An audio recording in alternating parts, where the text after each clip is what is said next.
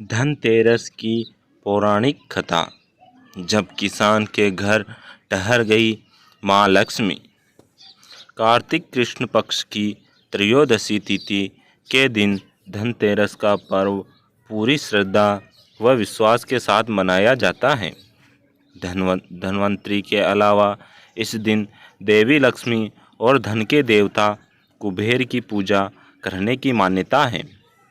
इस दिन को मनाने के पीछे धन्वंतरी के जन्म लेने की कथा के अलावा इसके बारे में एक दूसरी कहानी भी प्रचलित है। कहा जाता है कि एक समय भगवान विष्णु मृत्युलोक में विचरण करने के लिए आ रहे थे। तब लक्ष्मी जी ने भी उनसे साथ चलने का आग्रह किया। तब विष्णु जी ने कहा कि यदि मैं जो बात कहूँ तुम अगर वैसा ही मानो तो फिर चलो। तब लक्ष्मी जी ने उनकी बात मान ली और भगवान विष्णु के साथ भूमंडल पर आ गई। कुछ देर बाद एक जगह पर पहुंचकर भगवान विष्णु जी ने लक्ष्मी जी से कहा कि जब तक मैं न आऊं तुम यहाँ ठहरो।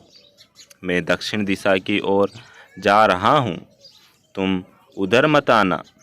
विष्णु जी के जाने पर लक्ष्मी जी के मन में कौतूहल जगा कि आखिर दक्षिण दिशा में ऐसा क्या रहस्य है जो मुझे मना किया गया है, और भगवान स्वयं चले गए। लक्ष्मी जी से रहा न गया और जैसे ही भगवान आगे बढ़े लक्ष्मी जी भी पीछे पीछे चल पड़ी। कुछ ही आगे जाने पर उन्हें सरसों का एक खेत दिखाई दिया जिसमें खूब फूल लगे थे। सरसों की शोभा देखकर वह मंत्रमुग्ध हो गई और फूल तोड़कर अपना श्रृंगार करने के बाद आगे बढ़ी। आगे जाने पर एक गन्ने के खेत से लक्ष्मी जी गन्ने तोड़कर रस चूसने लगी। उसी क्षण विष्णु जी आए और यह देख लक्ष्मी जी पर नाराज होकर उन्हें श्राप दे दिया कि मैंने तुम्हें इधर आने को मना किया था पर तुम ना मानी और किसान की चोरी का अपराध कर बैठी।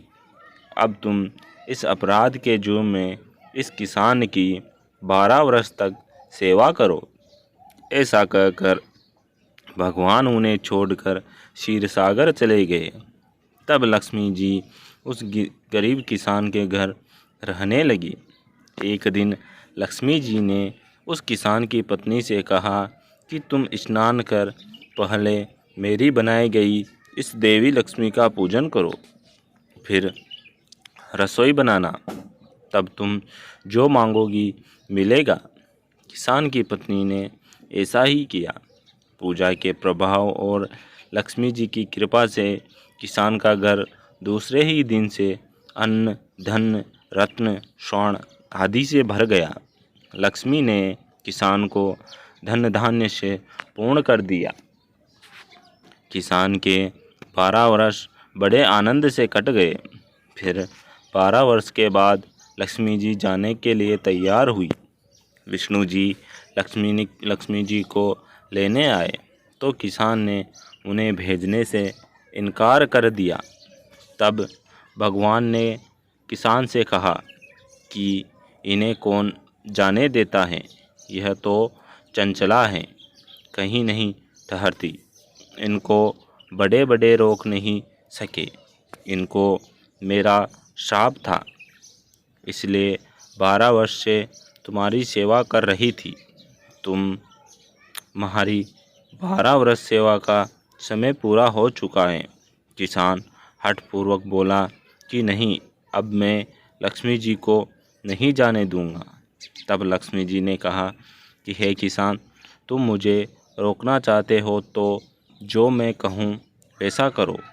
कल तेरस है, तुम कल घर को लीप पोत कर स्वच्छ करना, रात्रि में घी का दीपक जलाकर रखना और सायंकाल मेरा पूजन करना और एक तांबे के कलश में रुपये भरकर मेरे लिए रखना, मैं उस कलश में निवास करूंगी, किंतु पूजा के समय मैं तुम्हें दिखाई नहीं दूंगी। इस एक दिन की पूजा से वर्ष भर में तुम्हारे घर से नहीं जाऊंगी। यह कहकर वह दीपकों के प्रकाश के साथ दसों दिशाओं में फैल गई। अगले दिन किसान ने लक्ष्मी जी के कथानुसार पूजन किया। उसका घर धन्य धान्य से पूर्ण हो गया। इसी वजह से हर वर्ष तेरस के दिन